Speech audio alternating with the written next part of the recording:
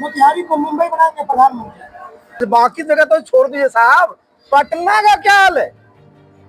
पटना में भी देख लीजिए, सबसे प्रतिष्ठित हॉस्पिटल में अपराधी दिन दहाड़े घुस करके हत्या कर दे रहा है।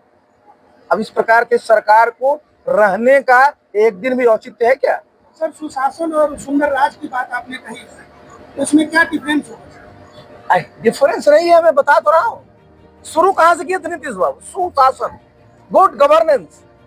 हमारा क्या है? सुराज, सुंदर राज, गुड गवर्नेंस ही है भी। लेकिन शुरू तो आपने किया था, पहुंच कहां गए? काहे पहुंच गए? मेन फोकस कहां होना चाहिए था कि हमारा पलायन कैसे रुके, हमारे शिक्षा का स्तर कैसे बढ़े, हमारे यहाँ बेरोजगारी कैसे खत्म हो। इस पर अगर फोकस रहा होता तो आज निश्चित रूप से हम लोग को ही कहने की जरूरत नहीं पड़ती। 58 लाख लोग जो पलायन कर गए, तो उनको जब आपकी सरकार बनेगी तो उनको रोजगार कैसे देंगे, उनको सरकारी जॉब कैसे देंगे? देखिए, आपने दो चीजों को समझना बहुत जरूरी है। रोजगार का मतलब सिर्फ सरकारी नौकरी नहीं होता है, ये संभव भी नहीं है।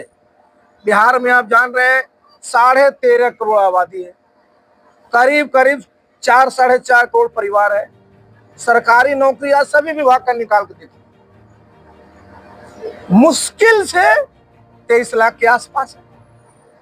आप बहुत ज्यादा रोजगार के और अवसर पैदा करिएगा, जहां सरकारी सेवाओं का और विस्तार करिएगा तो 2 लाख और कर पाइएगा, 3 लाख और कर पाइएगा। लेकिन ये पूरा का पूरा जो 4.5 करोड़ हमारा परिवार है, उनको सरकारी नौकरी आप नहीं दे सकते।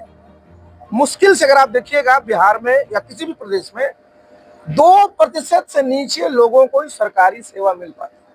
बाकी लोगों को आपको स्वरोजगार देना पड़ेगा, रोजगार के अवसर प्रदान करें। जैसे हमारे किसान है, हमारे जान रहे हैं कि बिहार में आज भी 50% से ज्यादा लोग खेती पर निर्भर हैं, वहां उनको रोजगार मिल रहा है।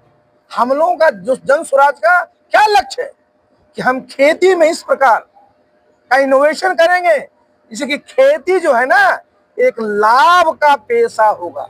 इसको मनरेगा से जोड़ा जाएगा। मनरेगा तो ऑलरेडी उसमें, देखिए मनरेगा तो एक संसाधन है जिसको आप इकट्ठा करें।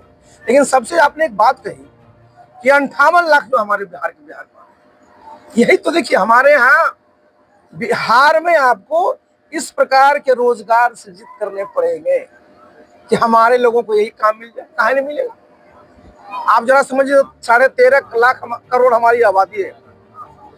रोटी कपड़ा मकान तो सबको चाहिए, शिक्षा स्वास्थ्य तो सबको चाहिए।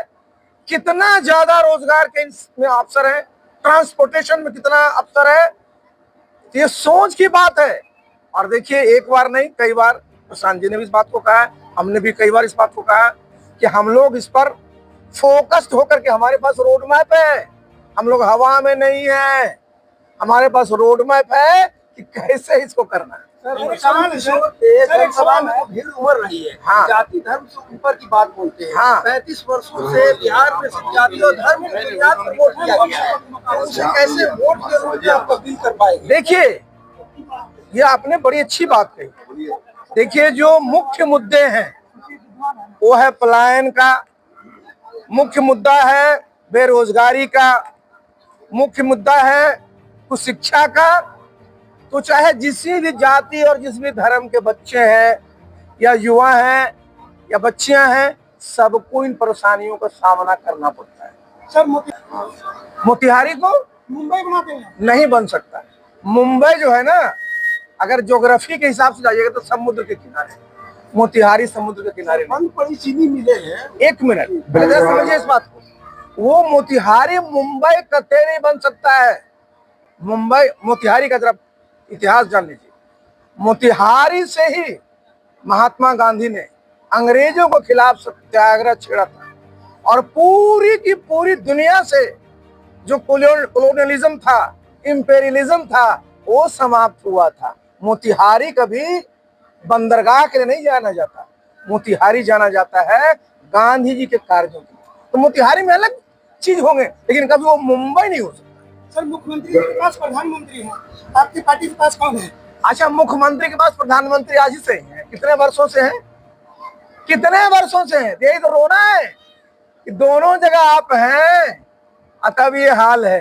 चुनाव आता है कितनी घोषणाएं होंगी सर, उस समय आपकी पार्टी क्या करेगी? अरे घोषणा को अब देख रहे हैं क्या, तो सुनता है क्या, देख लिया है कि इनको बदलना है, जनता ने तय कर लिया है कि बदलना है। अब घोषणा करते जाइए, इसका कोई प्रभाव जनता पर नहीं पड़ेगा। सर आपने सही लोगों को चुनकर लाना होगा। बिहार में अब होगा सिर्फ सत्ता नहीं, व्यवस्था परिवर्तन का आगाज।